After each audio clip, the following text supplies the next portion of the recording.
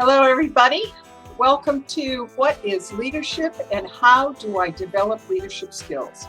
We are extraordinarily grateful to have with us today for this podcast, Karen Colligan.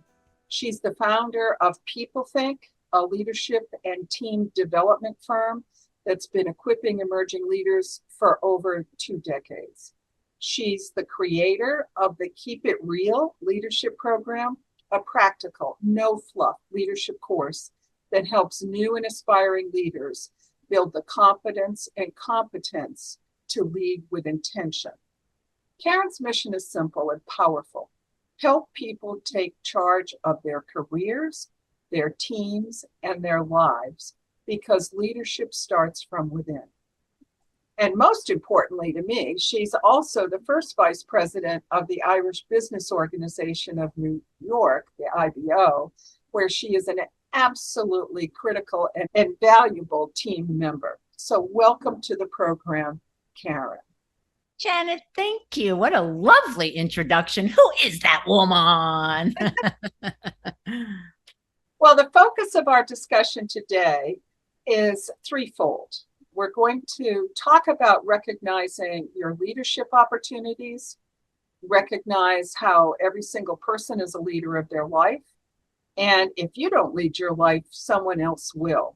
So we hope some of the takeaways from this discussion will enable and help people that are moving from their functional specialty into a management position. You don't often get all the training that you need to lead a department or lead a group of people in a business or operational setting. So we're going to talk a little bit today about what it is you can do to help yourself and some options that you have. But first, to kick it off, I'd like Karen to finish the sentences. Leadership matters because... Leadership matters because it provides you control of your destiny. When you're intentional about what you want, then you can go after what you want and develop the skill sets to do so. Well, let's start right at the top. What is leadership to you? You know, it's so different for everyone, Janet. And for me, I really talk about how leadership is who you are and not what you do. And so there's a lot of self-awareness and self-reflection that has to occur. And I look at leadership in 5 areas. And the first one is vision. Like, what's your vision? And when I'm talking about leadership, you said functional area moving to leadership. So one thing to think about is, how do I lead my own life? How do I lead my team, my organization? And so you have to have a vision. Number one, like, where are we going? Where am I headed? What are the possibilities for me? And then the second component for me around leadership is culture. So once I understand where I'm going, how am I going to define that culture? How am I going to make that culture become real? And when I think of culture, I think of, what does my team do when nobody's looking? And that, to me, is, you want to develop a culture that you don't have to be watching. They're grown-ups. Let them be and do what they are experts in.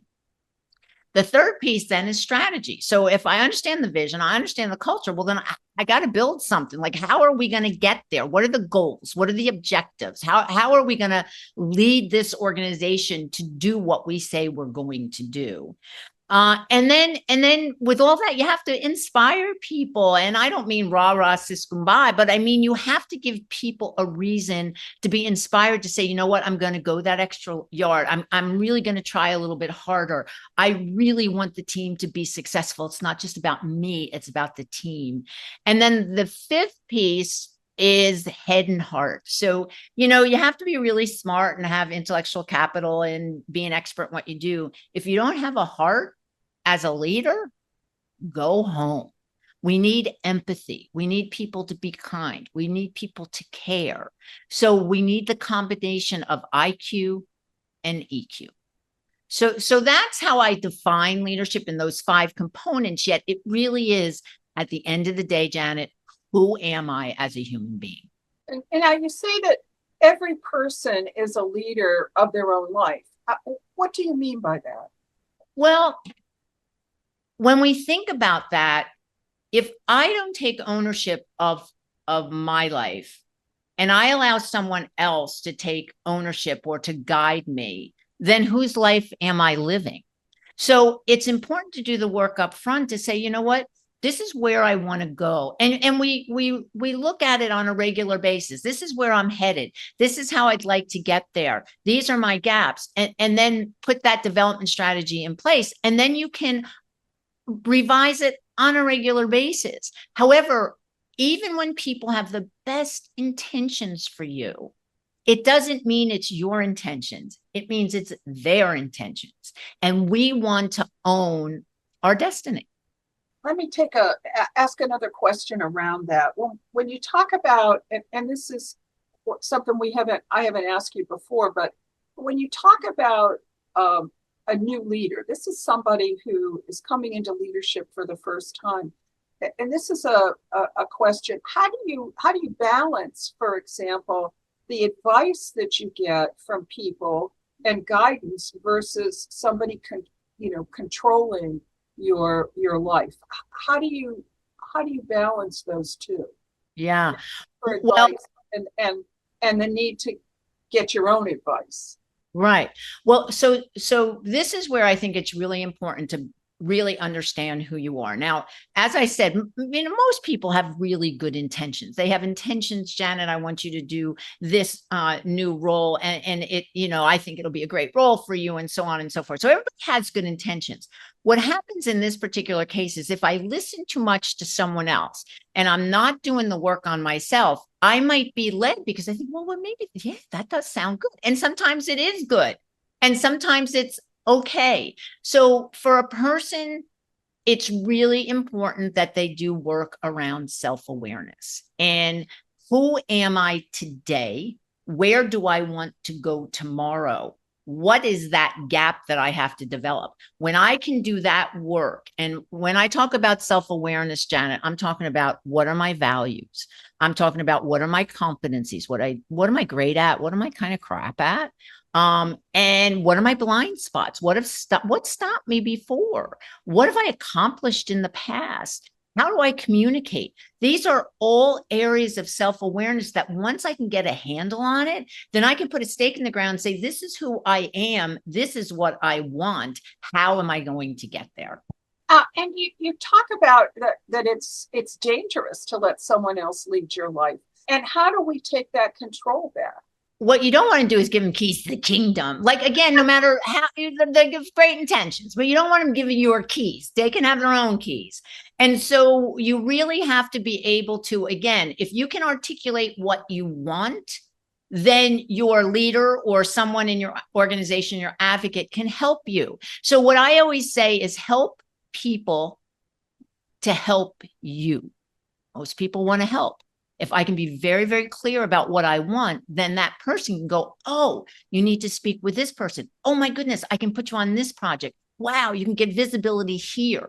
So help them to help you so that they're not living in a vacuum and you're not living in a vacuum. So if you want to be a leader after becoming a subject matter expert or,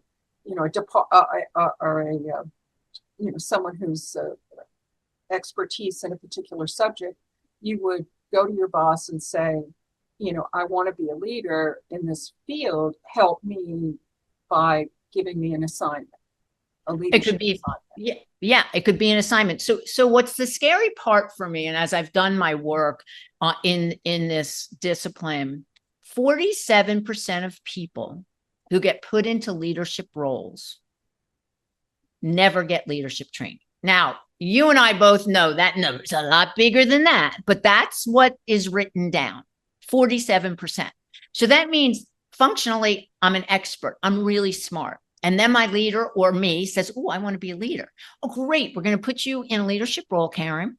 We're going to give you 5 direct reports. And, oh, by the way, you're so smart. You'll figure it out. Oh, we're not going to give you training. Well, it's a different set of competencies. So you're setting me up to fail, or I might have set myself up to fail and say, oh, of course I can do that without training. I'll read some books. Great. I think it's a good idea. I'm going to listen to podcasts. Yay. Listen to podcasts. However, until you're in it and until you do the work, you may not do as well as you think you're going to do. Different set of competencies. And not only that, but you're coming into it kind of flat-footed. If, you take the leadership position or it's offered to you and you don't have any training and now you're going to have to acquire it, it's going to take you a couple of months to get all the podcasts, read the books and get all this stuff together while you're still in the, new in the job. You're going to be making mistakes. Yes. And any new role takes 6 to 9 months to get up to speed in. Yeah. So you think, okay, now I'm in a leadership role. I'm leading 5 people. They don't have 6 or 9 months to figure out where they're headed. What's the vision? What's the strategy? What's the culture? What, there isn't enough time. So I guess my goal, it goes back to what you said I do for a living. I mean, my whole purpose is how do you prepare people and develop people to be prepared so that they get to be the best version of themselves. So if I want to be a leader or my leader wants me to be a leader, how do you prepare me? It's succession planning. He can't or she can't go anywhere if he or she does not have someone to go into their shoes. So get them prepared. Do some succession planning about who's ready to take on my role, because I can't move on unless somebody's ready to walk into my shoes. And one of the key problems of somebody being untrained as a leader is turnover. Yes. Because there's not as much negative thought about people leaving a job after 1, 2, 3 years as there was, 25 years ago. Yes. Today, people, are in a job. If the leadership is poor or they don't like it, they're going to start looking around. And, 6 months later, they're gone. So your turnover is increased. The customers that were depending on those people or had formed bonds with those people are going to be pissed. Yes. And, you'll lose customers. You've got to find somebody new. You've got to hire somebody and so forth. So, poor leadership has multiple issues associated with it. Yeah. And what's amazing about what you just said, 63% of people who do not like their leader because he or she is a bad leader are thinking about leaving the organization. So to go back to what you just indicated in terms of turnover, Janet, turnover costs 1.5 to 2 times the salary. That's just a estimate of getting someone new into that position. So if you think about the amount of money it costs an organization to lose one person, they know that people are thinking about leaving if they have a bad leader and they're not providing leadership training. Like that's the biggest moment I can think of. And we have another series of programs on the issue with EBITDA and valuation of corporations based on, turnover and a number of HR metrics. But this is critical. So if you as an individual want to, be a good leader, you've got to start now as the subject matter expert so that when you are offered that position or have an opportunity to do that, there's less of a gap between your skill set and how the skills you're going to need in the new job. So what are some of the misconceptions that you see about leadership, especially in new or emerging leaders? Oh, I laugh because I see it all the time. Oh, I can do that. Oh, that's no big deal. Oh, I got this. And they don't. And they don't understand. People often do not think about what their leadership style is, what their leadership purpose is, or leadership why until they get into the position and it's too late. So the misconception is, oh, I'm good at this, therefore I will be good at that. That's absolutely not true at all. People often ask me, are leaders made or is it just natural? Well, it's a combination of both. Some people are natural leaders, some people just figure it out, but most people really need some training in order to be competent and confident. So why is self-awareness the foundation of good leadership? Because if I don't know who I am, why the heck would I want anybody to follow me? Why could I set a vision? Why can I inspire? Why can I set a strategy? I have to know who I am. I have to know what I'm willing to say yes to and what I'm willing to say no to. So when I talk about self-awareness, like the values to me, critical. Number one, you got to figure out who you are. That's your guiding light. So that's the thing that'll help you sleep at night when you have to make those really hard decisions. If you can make your decisions based on your values, you're going to be okay. If you make your decision based on what other people are saying and you're not bold enough to be able to put the stake in the ground and say, no, this is why I'm making this decision. This is why it's so important to me. It's why it's so important to my team. It's based on that guiding light, that the principle of how I'm going to live. So values. And again, if I don't know who I am, I can't expect anybody to follow me. I wouldn't follow me if I didn't know who I was. So there has to be strength in knowledge of I am willing to take a bold stand if that's what it takes to make the right decision. Well, also thinking about that, one of the critical skills that you absolutely no question you must have as a leader and as a person is adaptability. And if you Yes. don't know where, you haven't done a SWOT analysis on your self-awareness, then Yeah. it's going to be hard for you to fill in the gaps, to adapt.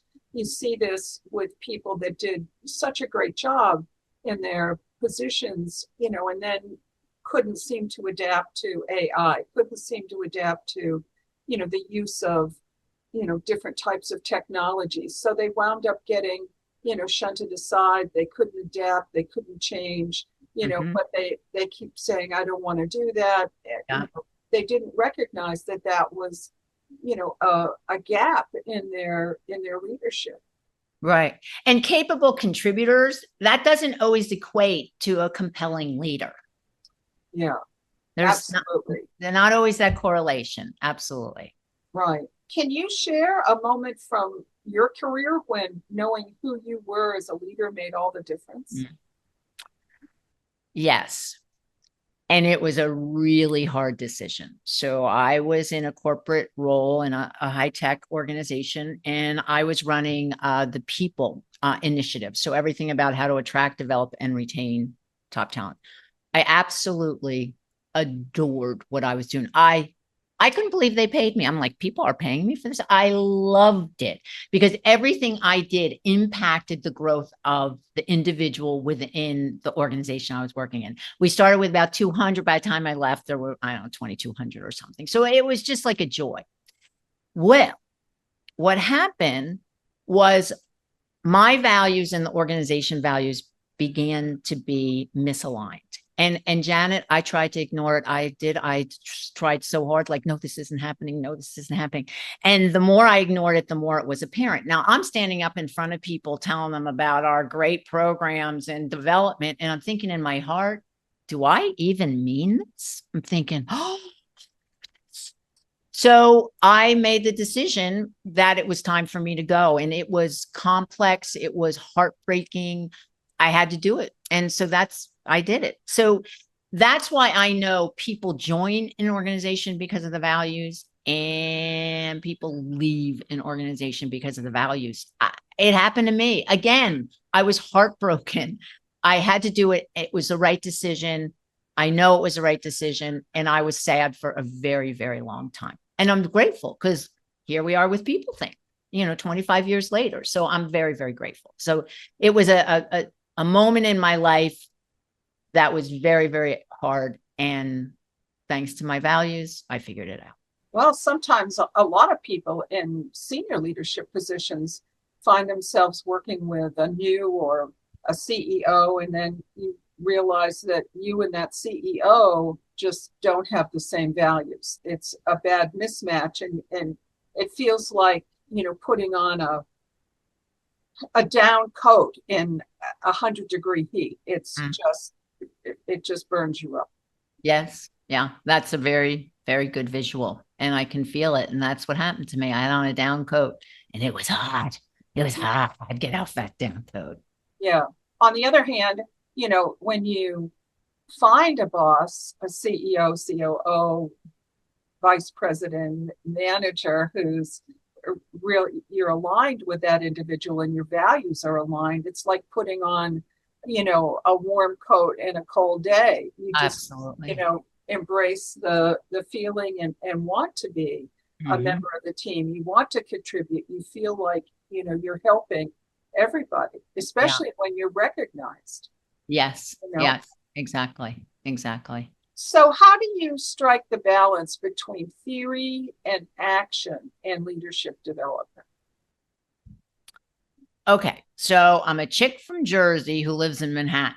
So theory, give like, let's get things going. Do I believe in theory? Yes. Do I like to read books? Yes. Do I like to read the whole book? Sometimes, sometimes not. What I think is important is to be grounded in the theory and then put action into reality. So that for me is, again, where you go back to this self-awareness, then you have to develop, then you grow, then you repeat. And you cannot stop that cycle of learning. It's a continuous learning. And if you're always in theory, what happens is you are not helping the organization. You're not helping your team because you're up in the sky.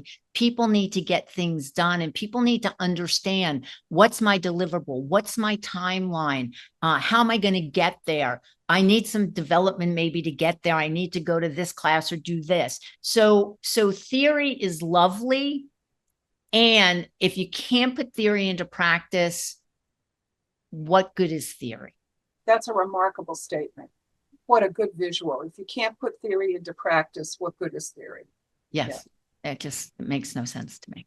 Yeah. And I think the same way. I do a lot of teaching, as you know, and I think about, theory as the framework for being able to think through the Yes. issues that you're facing and then, put your decisions into practice. You need Yes. some kind of architecture to think about it, but then Right. you've got to exercise, and make the decisions around what you're seeing. That Yeah. does help you ask, the right questions. The theory helps you ask the right questions. And again, helps you be more adaptable. Right. And I was just going to say, back to your words earlier. Yes, framework is important and there has to be flexibility and adaptability within that framework. Because if I just stated that framework and I can't see the possibilities outside of that from an innovative perspective, from a creative perspective, then I'm stuck in the theory. Yeah. And that helps no one. Yeah. So what are some of the things aspiring leaders can do to develop leadership skills? Well, I don't know how many times I can say self-awareness. I can't stress that enough. But the important thing is to recognize as a leader where your gaps are. So again, it goes back to the self-awareness thing that we've talked about. But what's more important is to own the fact that I know some things and I don't know all things. And I'm going to be really, really, really smart. And I'm going to hire people around me who are smarter than me in those potential disciplines. But the other thing is that I can't give up on this curiosity of learning. What is trending? What is happening in the market? How am I going to lead the market? And so by the self-awareness, you got that down, but then you have to, again, begin to go, okay, what's out in the world and how are we going to distinguish ourselves with our customer base, with our employee base to make sure that we are leading edge and we are making a difference for whatever we do for a living. So it's all about curiosity. It's all about continuous learning. And it's all about knowing that you don't know everything and it's okay. So what's like one small step someone can take today to become a more intentional leader of their team or of their life? Yeah. Oh, I'll go back to the simplest one, values. Go out on the internet. There's about 4 million different types of values exercises. Get it to 5 if you can. Get it to 3 if you really can. I can't. I got it to 5.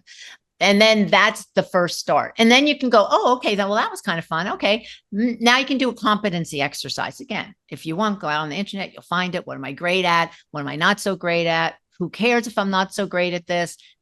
These are what I want to develop. So there's lots of things to look at. Your blind spots.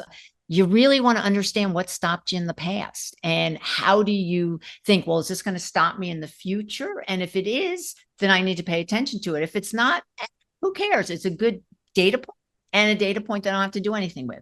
So it's a way to do your values first, do competencies if you can, blind spots, and then you start to see some themes, and then you start to go, oh, okay. And then you see what's available in your organization. Your organization probably has many things that you can rely on. Go to human resources, go to your leader, what types of training do they have for you, and then step up, and when your leader sees you stepping up, they're going to reach out, give you that hand, and pull you forward. So you need your advocate. So take care of yourself, and other people will help take care of you as well. So tell us about Keep It Real, the leadership. What makes it different from other leadership programs? How did you happen to found this? And tell us a little bit about it. Yeah. So again, I've been doing leadership for a long time. And, Janet, every organization I go into, and I'm in tech, biotech, nonprofit, financial services, I'm across the board because leadership is across the board. What I continually found was what we just talked about. People are getting put into a leadership role. They have no training. Sink or swim is not leadership development. So I thought, well, there's a need. So I started thinking about what can I do? And so I developed the Keep It Real leadership program. And again, chick from Jersey, now lives in Manhattan. It is practical, it is applicable, and it is actionable. It's like, do this. We have 3 modules. You have 4 sessions with me. We have a learning portal. You go through module 1, what is leadership? Module 2 is discover you. That's where the self-awareness comes in. Module 3 is create the leader in you. That's where you do your why, your purpose statement, your development. So I saw a need, and I talk about emerging leaders. So people always go, oh, are they young? No, they are not. I have people in my program who are in their 40s, late 40s, who have never had leadership training. And so for me, it just, again, was a no-brainer in terms of how do we prepare people to be ready for that next role. And Keep It Real leadership is exactly what it is. Keep it real. So that's where it came from. And that's the thrill I get when I deliver. So it's really close to my heart. And I built it because I saw a need, and there's a huge need in organizations to prepare leaders to lead. What kind of transformation do you see in the people that go through the program? It's funny. It's because it's, all different levels and that type of thing. But the big transformation is, oh, leadership. Wow, there is something to this. Oh, and our theme is be the leader only you can be. I'm a leader. Janet, you're a leader. We're really different. We're both on IBO. We lead differently. We show up differently. Beautiful. That's the beauty. So this program allows people to determine who they are as a leader and then be really confident about who they are as a leader. So the ahas around, wow, there is work to be done. It's mind-boggling. So there you go. So how does it equip emerging leaders to lead? Well, we give them the foundation of what leadership is, and then they do the work to determine. So they, the distinctions between what's leadership and management, there's big distinctions.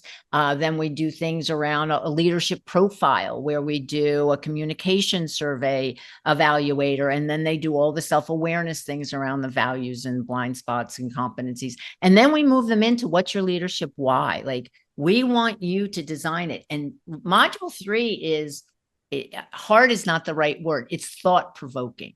And then I have to have them write a leadership purpose statement. Like, can you stand up in front of a room and tell people who you are as a leader? Oh, that's, again, it's so thought provoking. And then they develop a plan. Like, okay, this is who I am. Now I need to do these next things. And this is what they bring to their leader. And this is what they bring to their human resources. And this is what they say, okay, now I need the next level. So Keep It Real is getting people prepared to go on to the next level of leadership. So how does it build confidence and competence? So we're in a cohort. Janet. So there's anywhere from, 2 to 10 people in one. And that learning in itself is magical. But the competence comes from understanding what you're good at, what you're not so good at, and how to develop. And then the confidence begins. We do work in between each of the modules. So people are practicing and they come back to the sessions and they're like, okay, I did this. I didn't do this so well. And so people chime in. Okay, did you think about this? And then all of a sudden it's this building of, wow, okay, like anything, the more you practice, the better you get at it. So it happens over time. And that's why leadership, you can't just read a book. You got to do it. You got to practice it. You got to own it. You got to make mistakes. You got to scream and cry to yourself. And then you're like, oh, I get it. It's like, whoa, duh, it wasn't so hard. Well, it really was. Yeah, it really took some time. Yeah, yeah. So it's practical, it's applicable and actionable. Absolutely. Absolutely. Yes. So tell me about the learning portal.